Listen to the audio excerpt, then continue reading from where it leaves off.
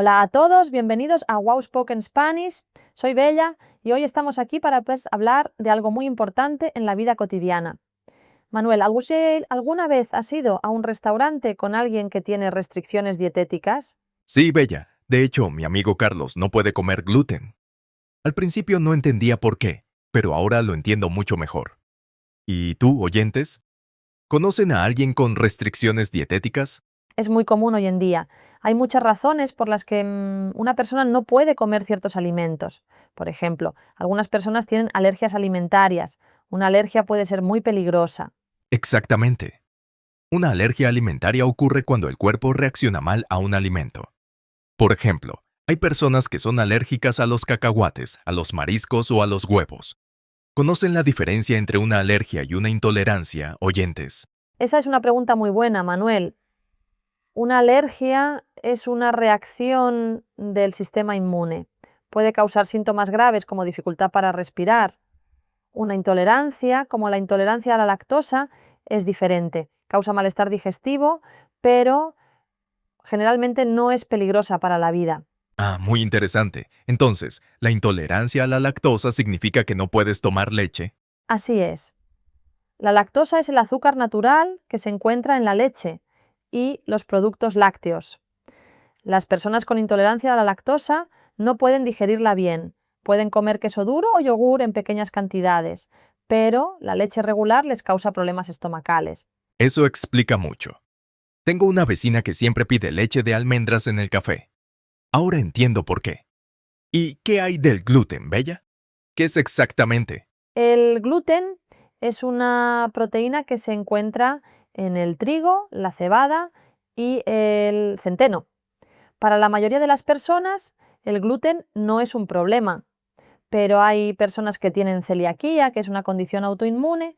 Para ellas, comer gluten puede dañar el intestino. ¡Qué interesante! Entonces no es solo una moda, ¿verdad?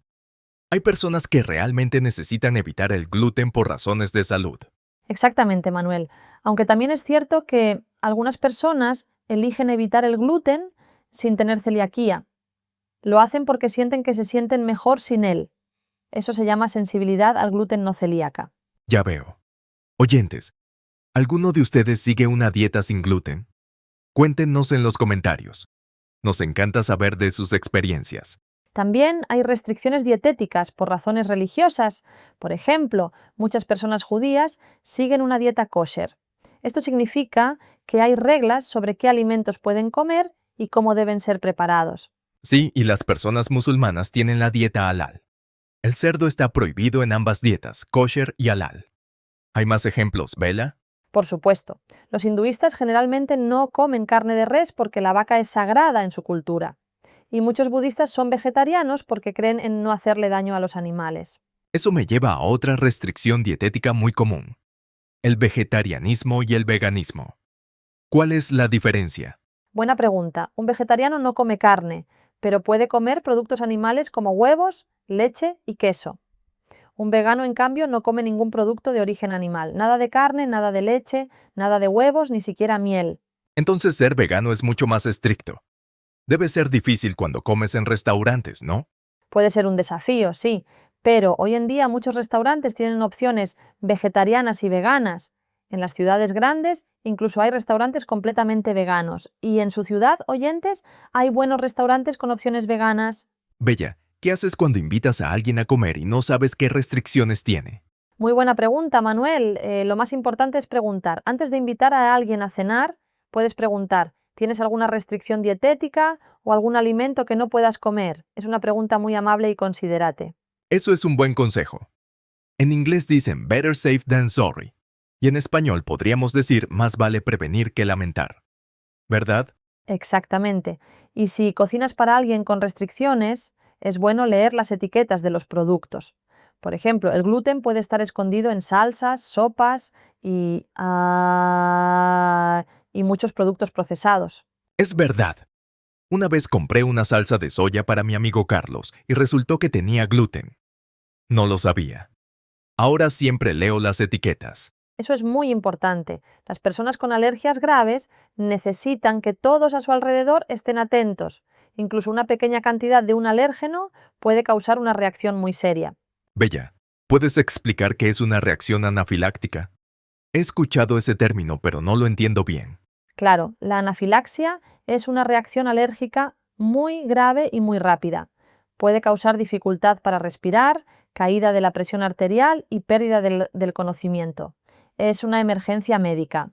Las personas con alergias graves generalmente llevan un medicamento llamado epinefrina, también conocido como EpiPen. Eso suena muy serio.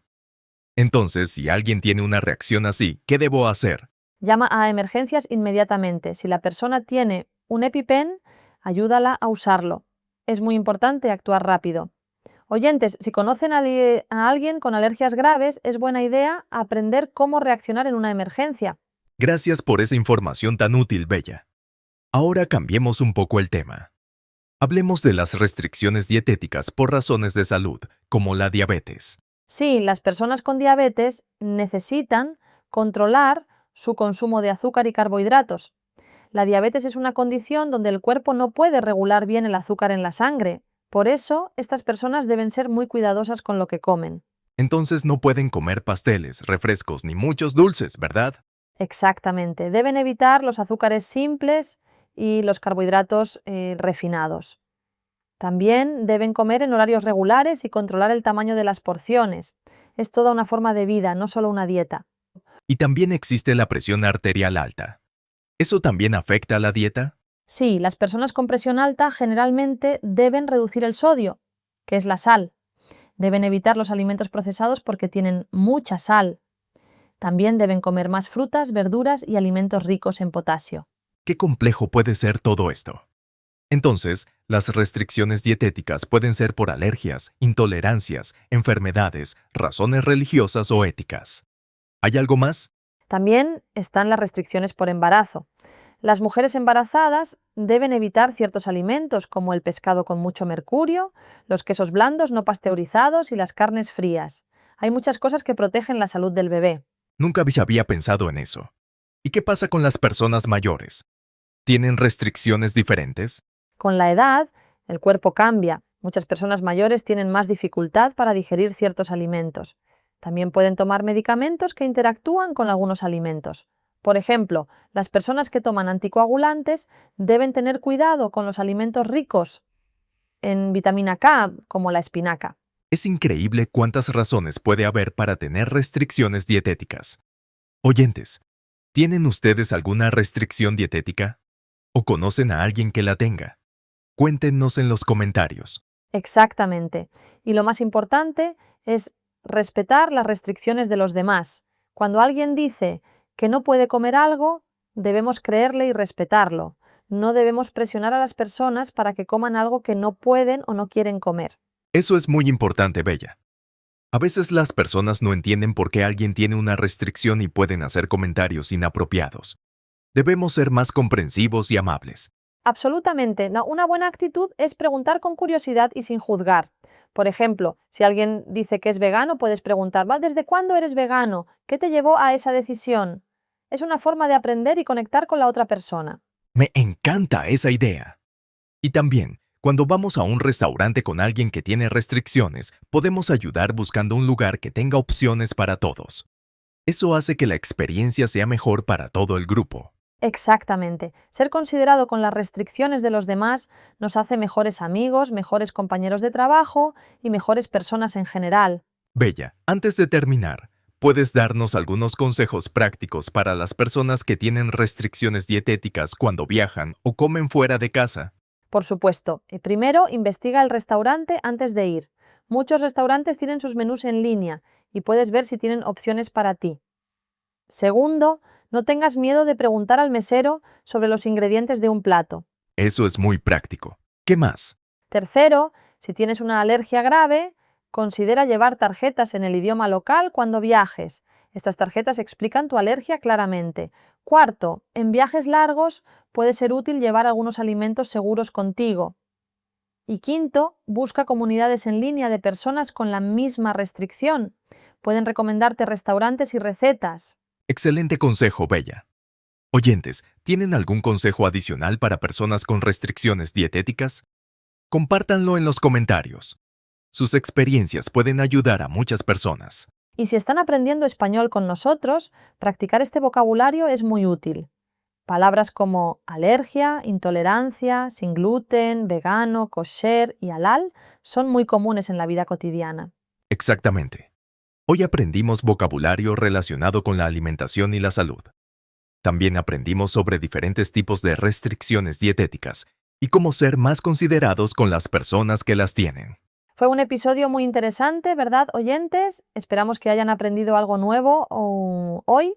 Si tienen preguntas o comentarios, escríbanos abajo. Nos encanta leer sus mensajes. Y si este episodio les fue útil, compartan Wow Spoken Spanish con sus amigos que también están aprendiendo español.